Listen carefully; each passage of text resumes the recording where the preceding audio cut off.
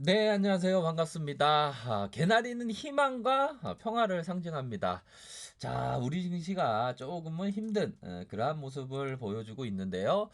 그렇지만 개나리가 희망과 평화를 상징하듯이 결국에는 주가가 하락 이후에 결국에는 상승이 온다라는 믿음은 갖고 있어야 되지 않을까라는 생각이 듭니다.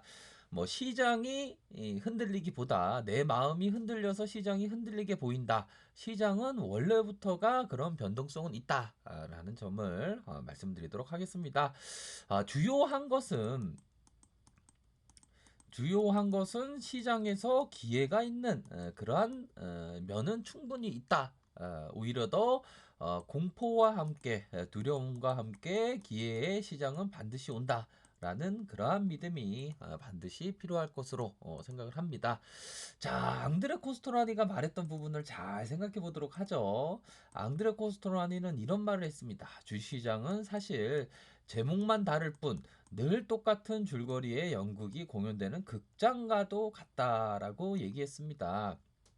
이 극장에서의 연극이 매번 조금 내용은 다를 수도 있지만 본질은 똑같다는 겁니다. 그 본질은 뭡니까? 바로 버블이 생기고 그 버블의 꺼짐이 현상. 그 버블의 꺼짐 현상은 바로 바늘을 풍선에 다음으로 해서 버블이 꺼지는 거와도 같이 다시 버블이 생기고 버블이 꺼지는 것처럼 증시에 있어서 계속적인 우상향의 모습을 결국에는 보였다. 라는 점입니다. 그래서 다시 한번 우리 증시에 있어서 현재는 좀 어려움의 어떤 모습을 보이고 있지만 결국 저점을 다지고 다시 큰 장이 반드시 온다라는 그러한 소신, 믿음이 반드시 필요하다라는 점을 설명드리고 싶네요. 그래서 시장이 좀 어려워지고 있습니다. 어렵지만 이내 시장이 턴하면서 저가에 담았던 종목들은 결국에는 오르고 만다라는 그러한 믿음이 반드시 필요할 것으로 생각이 듭니다. 자, 시장을 볼 때 어떤 뭐 경제 지표 뭐 이런 면을 많이 보죠. 하지만 그러한 것은 뭐 중요한 것이 아닙니다. 이 앙드레 코스탄이 보다 더 위대한 투자자, 버핏이 얘기했던 부분입니다. 현존하는 위대한 투자자죠.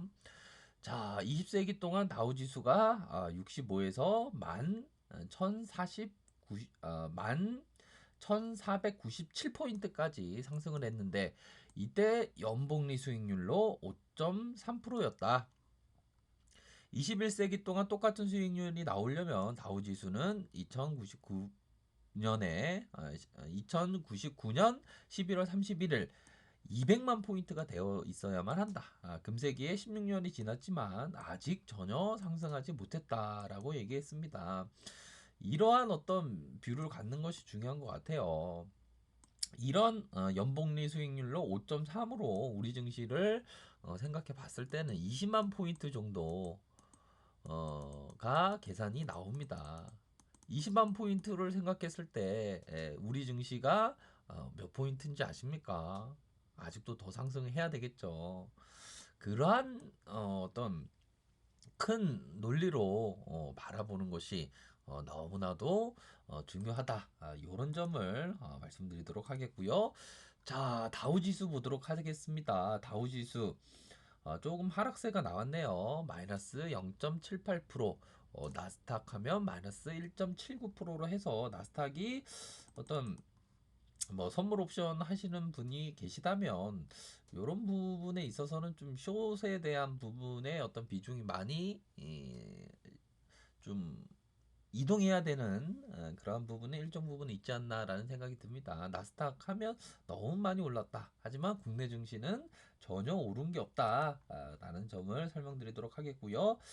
자, 중국 쪽의 자동차 판매율이 92%씩이나 급감하는 그러한 모습이 나타났네요. 제조업 지수에 대한 부분 6개월 내 최저치를 기록하면서 PMI가 50.8 포인트를 기록을 했습니다. 이런 부분의 경제 지표라는 것은 항상 뭐 경제 지표라는 게 들쑥날쑥 변동성이 있죠. 하지만 그러한 변동 속에 내 마음까지 뺏겨서는 안 된다. 그러한 어떤 변동성을 보기 전에 월런 버핏이 했던 그 복리 수익률로 해서 2099년에는 다우지수가 어떻게 돼야 되는지 그러한 어떤 뷰를 더 갖는 것이 중요하지 않나라는 점을 말씀드리도록 하겠습니다. 자, 코스피에 있어서 일봉 상황을 살펴보고 계십니다. 코스피 일봉 상황을 살펴봤을 때 저점에 대한 부분 1900포인트 이러한 1900포인트에서 반등세가 좀 나와주면서 2277포인트를 기록을 했죠. 다시 한번 이런 구간에 뭐 저점을 가리키고 있는 그러한 상황이고요. 자, 국내에 있어서 좀 조금 어려움의 시간을 겪고 있지만 이내 반드시 극복하고야 만다 라는 그러한 확신이 필요할 것 같아요. 뭐 뉴스에서 들리는 얘기들 들어보면 좀 어렵지만 이내 뭐 사스 때도 극복을 했습니다. 사스 때 보면 2003년도에 이런 부분 보면 이내에 주가의 슈팅이 나오고야 말았죠. 결국에는 이러한 밑단에서는 저가에 잡는 그러한 스타일로 접근해야 되는 그러한 부분입니다. 뭐 국내 증시에 있어서 잃어버린 10년에 가까운 세월 동안 결국에는 이 잃어버린 세월을 잡는데 노력을 해야 된다. 이런 점을 말씀드리도록 하겠고요. 자, 봅시다. 코스닥에 있어서는 잃어버린 20년의 시간들이 점차적으로 다가오고 있습니다. 그 잃어버린 20년을 얻기 위한 시간들 점차적으로 수면 위로 오르고 있다라는 점을 말씀드리고 싶고요. 자, 보면 뭐 시장이 어렵다 하지만 종목은 반드시 있다. 그러한 어떤 종목에 대해서 좀 롱런으로 보시면서 숲을 보면서 투자하는 그러한 접근 방식이 좀 유효하지 않을까라는 생각이 들고요. 카카오 종목을 보도록 하겠습니다. 이러한 카카오 종목 결국에는 급등주의 패턴으로 나타나는 그러한 상황이죠. 51선의 눌림 이후 다시 급반등, 눌림 이후 급반등의 모습이 나타나주고 있습니다. 급등주를 하면서 좀 어떤 수익 내는 방법이라는 것이 저가에 잡는 것이 중요합니다. 저가에 잡기 위해서는 뭡니까? 시장에서 안 좋게 평가하고 실적이 안 좋게 나오지만 그건 일시적이다.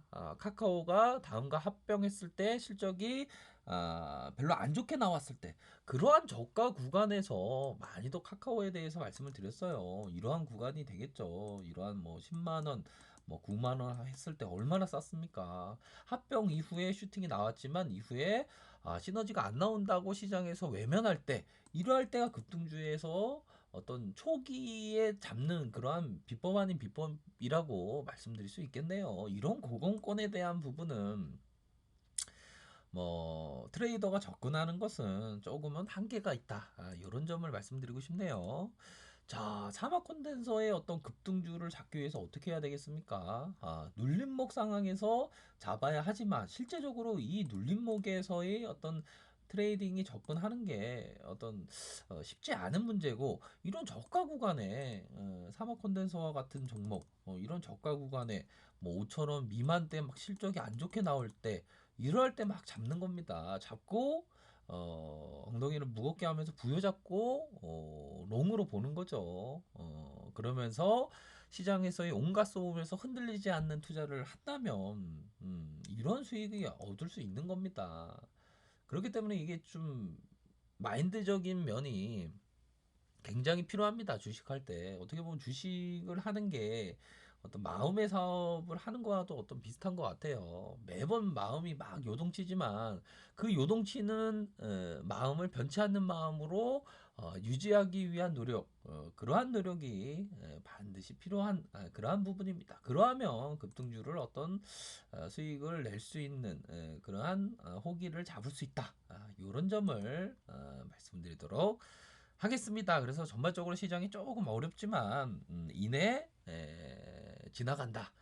요런 생각으로 접근하는 것이 옳지 않나라는 점을 설명드리도록 하겠습니다. 자, 좋아요, 구독하기 부탁드리겠고요. 언제나 최선을 다하도록 하겠습니다. 네, 감사합니다.